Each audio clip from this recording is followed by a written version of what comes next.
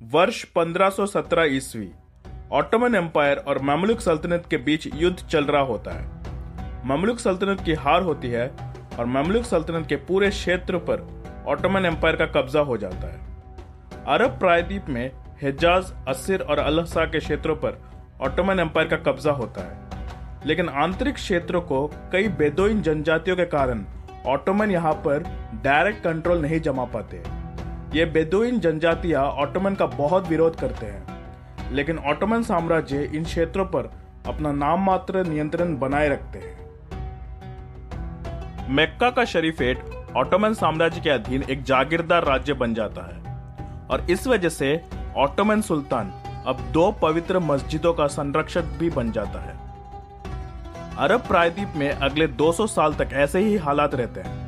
मध्य अरब क्षेत्रों में कई कबीलों का शासन होता है। प्रत्येक कबीलों पर एक एमीर का शासन होता है। 18वीं शताब्दी की शुरुआत में सऊद बिन मोहम्मद अल मुकरिन दिरिया का अमीर बना। 1727 ईस्वी में उसकी मृत्यु हुई और उसका बेटा मोहम्मद बिन सऊद अल मुकरिन दिरिया का अमीर बना और उसने दिरिया अमीरत की स्थापना की, जिसे पहला सऊदी राज्य माना जाता है। सऊदी राजवंश की भी स्थापना हुई और यह राजवंश अभी भी सऊदी अरब का शासक वंश है।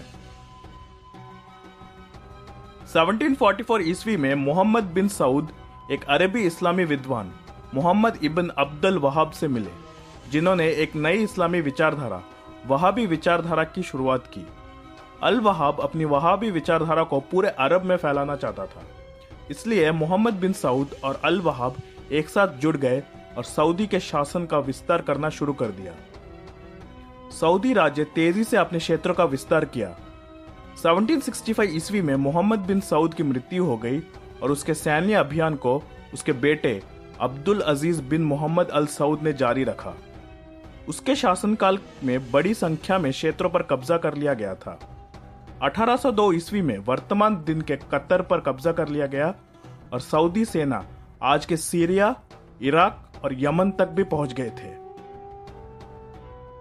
सऊदी राज्य के इस विकास ने ऑटोमन एम्पायर और सऊदी राज्य के बीच तनाव बढ़ने लगे। अब्दुल अजीज बिन मोहम्मद अल सऊद की मृत्यु 1803 ईस्वी में हुई और उसके बेटे सऊद बिन अब्दुल अजीज अल सऊद दिरिया का अमीर बना। सऊद बिन अब्दुल अजीज ने 1804 में मदीना पर और 1806 में मक्का पर कब्जा कर लिया। मक्का और मदीना पर कब्जा करने के बाद यहां भी वहाबी विचारधारा फैल गई। इस वजह से ऑटोमन एम्पायर और सऊदी राज्य के बीच तनाव और भी ज्यादा बढ़ गए। सऊद बिन अब्दुल अजीज ने ऑटोमन एम्पायर से तीर्थयात्रियों को भी मक्का और मदीना में प्रवेश करने पर रोक लगा दी और उसके बाद उसने मक्का और मदीना से सभी ऑटोमन सैनिकों और नागरिकों को बाहर निकाल दिया। और इसके बाद ऑटोमन सुल्तान महमूद द्वितीय बहुत ही ज्यादा भड़क गए। ऑटोमन सुल्तान महमूद ने इजिप्ट के गवर्नर मोहम्मद अली पाशा को सऊदी राज्य पर हमला करने का आदेश दिया और 1811 ईस्वी में ऑटोमन सऊदी युद्ध छिड़ गया। लगभग 6 सालों के युद्ध के बाद सऊदी राज्य की हार हुई और सऊदी के अमीर अब्दुल्ला बिन सऊद को पकड़ लिया गया और इस्तांबुल ले जाया गया। वहां उसे मार दिया गया और पहले सऊदी राज्य का अंत हो गया। सऊदी शाही परिवार के सदस्यों में से एक तुर्की इब्न अब्दुल्ला इब्न मोहम्मद ऑटोमन सेना से भागने में सफल रहा और वो 2 साल से छिपा रहा। वो 1823 ईस्वी में तुर्की इब्न अब्दुल्ला ने अन्य अरबी जनजातियों के साथ दोस्ती बढ़ाई और रियाद में ऑटोमन सेना पर हमला किया। 1824 में उसने ऑटोमन सेना को हराया और नजद के अमीरत की स्थापना की, जिसे दूसरा सऊदी राज्य माना जाता है। 1834 ईस्वी में तुर्की इब्न अब्दुल्ला की मृत्यु हुई और उसका बेटा फैसल इब्न तुर्की अल सऊद नजद का अमीर बना। हालांकि ऑटोमन एम्पायर ने 1836 में फिर से सऊदी राज्य पर हमला किया और फैसल अल सऊद को पकड़ लिया गया। फैसल को इजिप्ट ले जाया गया और उसे वहां जेल में डाल दिया गया। फैसल अल सऊद के रिश्तेदार खालिद, जिन्होंने ऑटोमन का समर्थन किया था, उसे नजद का अमीर बनाया गया और वो ऑटोमन एम्पायर के अधीन एक कठपुतली था। वो 1840 ईस्वी में यूरोप में लड़ने के लिए बड़ी संख्या में ऑटोमन सैनिकों को अरब छोड़ना पड़ा। फैसल अल सऊद को जेल से रिहा कर दिया गया और वो रियाद पहुंचा और एक छोटी सी सेना बनाई। चूंकि खालिद को ऑटोमन सेना का समर्थन नहीं था, इसलिए उसने फैसल के सामने आत्मसमर्पण कर दिया और फैसल एक बार फिर से नजद का अमीर बन गया। लेकिन इस बार फैसल ऑटोमन एम्पायर के अधीन जागीरदार बनने के लिए तैयार हो गया।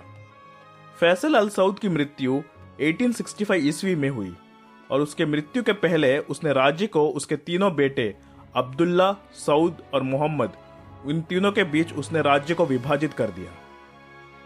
लेकिन कुछ ही सालों बाद इन भाइयों के बीच युद्ध छिड़ गया और इस युद्ध ने उनके राज्य को बहुत ही ज्यादा कमजोर कर दिया था और उनके ही एक जागीरदार राज्य राशिदी अमीरत ने इस अवसर का फायदा उठाया और उसने सऊदी राज्य पर हमला कर दिया। 21 जनवरी 1891 को मुलायदा की लड़ाई में सऊदी हार गए और दूसरे सऊदी राज्य का भी अंत हो गया। सऊदी अमीर अब्दुल रहमान बिन फैसल अल सऊद शाही परिवार के सदस्यों के साथ कुवैत भाग गया और वहां उसको शरण मिली। कुछ सालों बाद अब्दुल रहमान के बेटे अब्दुल अजीज इब्न सऊद ने कुवैत के अमीर से समर्थन मांगा और कुवैत के अमीर ने इब्न सऊद को कुछ सैनिक भी दिए। जनवरी 1902 में इब्न सऊद और मुट्ठी भर सैनिकों ने रियाद में अल मसमक किले पर हमला किया। इब्न सऊद ने राशिदियों को हरा दिया और रियाद पर फिर से सऊदियों का कब्जा हो गया। रियाद अमीरत की स्थापना हुई, जिसे तीसरा सऊदी राज्य माना जाता है, और इब्न सऊद इसका अमीर बना। सऊदी राशिदी युद्ध की शुरुआत हुई। इब्न सऊद ने इखवान नामक वहाबी विचारधारा की एक सेना बनाई। इखवान मध्य अरब के आदिवासी बेदोइन योद्धा थे। उसी ओर राशिदी अमीरत को ऑटोमन एम्पायर का समर्थन था, लेकिन ऑटोमन एम्पायर के समर्थन के बावजूद बहुत लड़ाइयों में राशिदियों की हार हुई और सऊदी राज्य तेजी से विस्तार कर रहा था। 20वीं सदी की शुरुआत में ऑटोमन एम्पायर का पतन हो रहा था और इसके कई प्रांत पहले ही स्वतंत्र हो चुके थे। 1914 में प्रथम विश्व युद्ध छिड़ गया। ऑटोमन साम्राज्य अंग्रेजों और फ्रांसीसियों के खिलाफ थे, इसलिए अंग्रेजों ने खुद को उन अरबों के साथ जोड़ लिया जो ऑटोमन एम्पायर से स्वतंत्र होना चाहते थे। अंग्रेजों ने मक्का के शरीफ हुसैन बिन अली को बहुत हथियार और गोला बारूद भेजे और ऑटोमन एम्पायर के खिलाफ अरब विद्रोह को भड़का दिया। हुसैन बिन अली अपने राज्य के अधीन सीरिया से लेकर यमन तक पूरे अरब क्षेत्र को एकजुट करना चाहता था। इसलिए 1916 में ब्रिटिश समर्थन से हुसैन हिजाज का राजा बना। लेकिन इब्न सऊद हुसैन बिन अली की क्रांति में शामिल नहीं हुआ, क्योंकि वो अरब क्षेत्र को अपने खुद के राज्य के अधीन करना चाहता था। इब्न सऊद राशिदी सेना को हराता रहा और 1921 ईस्वी में सऊदी राज्य ने राशिदी अमीरत पर कब्जा कर लिया। 1922 में ऑटोमन एम्पायर समाप्त हो गया और ऑटोमन भूमि ब्रिटेन, फ्रांस और रूस के बीच विभाजित हो जाता है। 1926 में इब्न सऊद ने हिजाज के राज्य पर हमला किया और उस पर कब्जा कर लिया। इब्न सऊद की सफलता का श्रेय ज्यादातर उसकी इखवान सेना को जाती है।